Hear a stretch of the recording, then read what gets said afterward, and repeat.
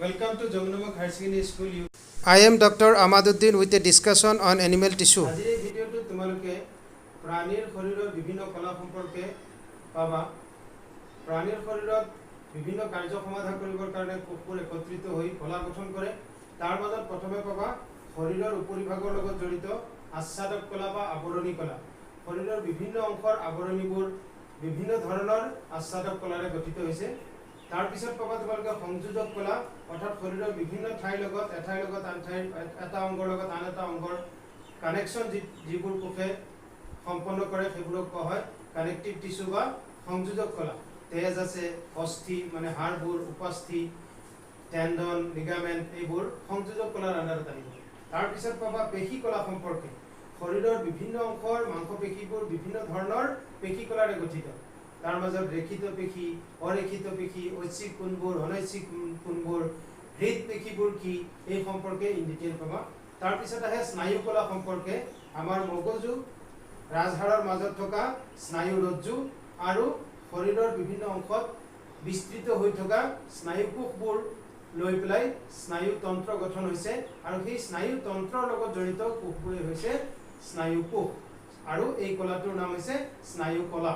প্ৰথমে আচ্ছাদক কলা বা আৱৰণী কলা শৰীৰৰ বিভিন্ন অংগৰ আৱৰণ গঠন কৰে। এই কোষবোৰৰ মধ্যৱৰ্তী স্থান নাথাকে, বিভিন্ন আঘাতৰ পৰা আৰু অনুজীৱৰ প্ৰৱেশৰ পৰা শৰীৰক সুৰক্ষা দিয়ে।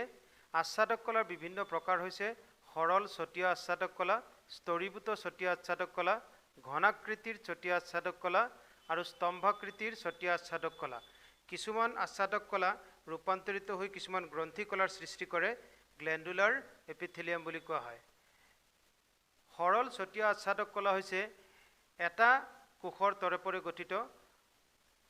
এনেধৰণৰ সৰল ছটিয়া আচ্ছাদক কলা ৰক্তনলীৰ অন্তঃ আৱৰণীয়ে ভিতৰৰ আৱৰণীখনত পোৱা যায়, হাওঁফাওঁৰ বায়ুথলীবোৰত পোৱা যায় আৰু এইবোৰৰ কাম হৈছে পদাৰ্থৰ পৰিবহণ আৰু গেছৰ বিনিময়। স্তৰীভূত আচ্ছাদক কলা নামটোতে তোমালোকে বুজি পাইছা, একাধিক কোষৰ তৰেপৰে গঠিত। এনেধৰণৰ আৱৰণ মুখগহ্বৰ, গ্ৰাসনলী আদিৰ ভিতৰত পোৱা যায় আৰু এইবোৰে বাহ্যিক আঘাতৰ পৰা শৰীৰক ৰক্ষা দিয়ে। চকুপানী, ঘাম আদি এনেধৰণৰ স্তৰীভূত ছটিয়া আচ্ছাদক কলাই নিঃসৰণ কৰে। ঘনকাকৃতি আচ্ছাদক কলা, এই কোষবোৰ ঘনকাকাৰ, ছয়ফালে সমান, এতৰপীয়া কোষেৰে গঠিত আৰু কোষকেন্দ্ৰবোৰ স্পষ্ট ঘূৰণীয়া। বৃক্কনলীৰ ভিতৰৰ আৱৰণখন ইয়াৰ উদাহৰণ আৰু এইবোৰেও দেহৰ অংগসমূহক ৰক্ষণাবেক্ষণ দিয়ে। স্তম্ভাকৃতিৰ আচ্ছাদক কলা হৈছে কিছুমান দীঘলীয়া স্তম্ভ আকৃতিৰ কোষেৰে গঠিত। এইবোৰে দ্ৰব্য সৰবৰাহ কৰে এটা অংশৰ লগত আন এটা অংশৰ লগত। এইবোৰ চিলিয়াযুক্ত আৰু চিলিয়াবোৰ লাহে লাহে লৰচৰ কৰিব পাৰে। ক্ষুদ্ৰান্তৰ ভিতৰৰ ভিলাই, শ্বাসনলীৰ ভিতৰৰ অংশ এইবোৰ স্তম্ভাকৃতিৰ ছটিয়া আচ্ছাদক কলাৰে গঠিত। সংযোজক কলাৰ মূল কাম হৈছে দ্ৰব্য পৰিবহণ আৰু দুটা অংগৰ মাজত সম্পৰ্ক স্থাপন।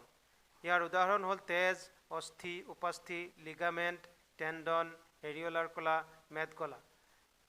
তেজ হৈছে শৰীৰৰ আটাইতকৈ ডাঙৰ, আটাইতকৈ ইম্পৰ্টেণ্ট এটা সংযোজক কলা। ইয়াৰ বিভিন্ন উপাদানসমূহ হৈছে পনীয়া যিটো অংশ সেইটোক কোৱা হয় প্লাজমা। তাৰ মাজত সিঁচৰিত হৈ থাকে লোহিত ৰক্তকণিকা, শ্বেত ৰক্তকণিকা, অনুচক্ৰিকা ইত্যাদি। এই প্ৰত্যেকটোৰে কাম আৰু প্ৰত্যেকটোৰে গঠন তোমালোকে মনত ৰাখিবা। তেজৰ মূল কাম হৈছে অক্সিজেন আৰু কাৰ্বন ডাই অক্সাইড পৰিবহণ আৰু ইয়াৰ উপৰি খাদ্যদ্ৰব্য, খনিজ লৱণ ইত্যাদি পৰিবহণ। তাৰপিছত আৰু এটা সংযোজক কলা হৈছে অস্থি বা হাড়। এই অস্থি হ'ল কঠিন অস্থিতিস্থাপক, মানে জোৰ কৰিলে ভাঙি যাব, কেলছিয়াম আৰু ফছফৰাছযুক্ত মেক্সিমাম। শৰীৰৰ ভাৰ বা ওজন বহন কৰে আৰু পেশীৰ লগত সংযুক্ত হৈ শৰীৰৰ অংগ গঠন কৰে। উপাস্থিসমূহ হৈছে অস্থিৰ তলে ওপৰে থাকে, হাড়তকৈ কোমল, প্ৰটিন আৰু শৰ্কৰাৰে গঠিত। হাড়ৰ মূৰ অংশত নাক, কাণ আদি কোমল অংশত থাকে। লিগামেণ্টে এডাল অস্থিক আন এডালৰ লগত সংযোগ কৰি ৰাখে। টেণ্ডনে অস্থিক পেশীৰ লগত বান্ধি ৰাখে আৰু এইবোৰ আঁহিয় আৰু লেহুকা। এৰিঅলাৰ কলা হ'ল ছাল, ৰক্তনলী, স্নায়ুৰ চাৰিওফালে চৰ্বিযুক্ত আৱৰণ। অস্থিমজ্জাত পোৱা যায়, আভ্যন্তৰীণ অংগসমূহক সুৰক্ষা প্ৰদান কৰে আৰু প্ৰাণীকলাৰ ক্ষতি অংশবিলাক মেৰামতি কৰে। মেদ কলা হৈছে আমাৰ শৰীৰৰ চৰ্বিবোৰ জমা হৈ থকা কলাক আমি মেদ কলা বুলি কওঁ। ছালৰ তলত আভ্যন্তৰীণ অংগৰ চাৰিওফালে থাকে। এই মেদ কলাই এটা ডাঙৰ কাম কৰে দেহক তাপ ক্ষয়ৰ পৰা ৰোধ কৰে আমাৰ শৰীৰটো টেম্পাৰেচাৰটো ধৰি ৰাখে আৰু চৰ্বিৰে ভৰি থাকে আৰু তাপ অন্তৰক হিচাপে কাম কৰে বাহিৰৰ জগতৰ লগত আমাৰ শৰীৰৰ টেম্পাৰেচাৰটো কম বেছি হ'লেও শৰীৰটো স্থিৰ হৈ থাকিব পাৰে তাৰ পিছত আহিব পেশী কলা সম্পৰ্কে পেশী কলাবোৰ চলনৰ লগত জড়িত এই কোষবোৰ সাধাৰণতে দীঘলীয়া পেশীবোৰ দুই প্ৰকাৰৰ হ'ব পাৰে ঐচ্ছিক হ'ব পাৰে নিজৰ ইচ্ছামতে চালচলন কৰে আৰু অনৈচ্ছিক হ'ব পাৰে ইচ্ছা অনুসৰি চালচলন নকৰে আকৌ পেশীবোৰক আমি বিভিন্ন প্ৰকাৰত ভগাও ৰেখিত পেশী অৰেখিত পেশী আৰু হৃদ পেশী এটা এটা কৈছোৱা ৰেখিত পেশী হৈছে দীঘল চুঙাকৃতি কোষ অনুপ্ৰস্থ কিছুমান ৰেখা থাকে এই ৰেখাবোৰ দুই প্ৰকাৰ স্বচ্ছ আৰু অস্বচ্ছ এইবোৰ শাখাহীন কোষ আৰু কোষ কেন্দ্ৰ বহুতো থাকে একোটা কোষত আৰু এইবোৰ হৈছে ঐচ্ছিক পেশীৰ এটা উদাহৰণ আৰু কংকাল পেশী হ'ল ৰেখিত পেশীৰ উদাহৰণ অৰেখিত পেশী অৰ্থাৎ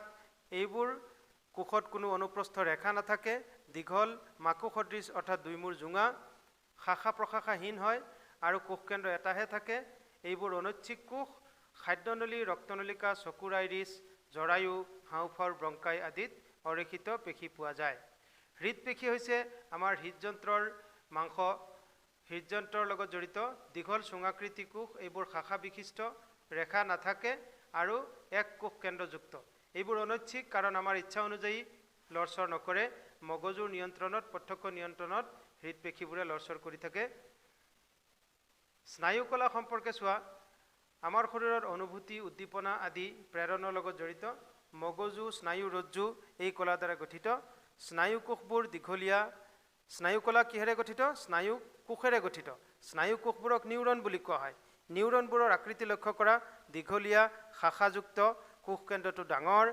শাখাবোৰ দুই প্ৰকাৰ এক্সন আৰু ডেনড্ৰাইট দীঘলীয়া শাখাক কোৱা হয় এক্সন আৰু সৰু সৰু শাখা প্ৰশাখাবিলাকক কোৱা হয় ডেনড্ৰাইট এক্সনে কোনো এটা সংবাদ পৰৱৰ্তী অংশলৈ প্ৰেৰণ কৰে আৰু ডেনড্ৰাইটে সংবাদবিলাক উদ্দীপনাবিলাক সংগ্ৰহ কৰে যমুনামুখ হাই ছেকেণ্ডেৰী স্কুলৰ ইউটিউব চেনেল ব্ৰাউজ কৰাৰ কাৰণে তোমালোকলৈ ধন্যবাদ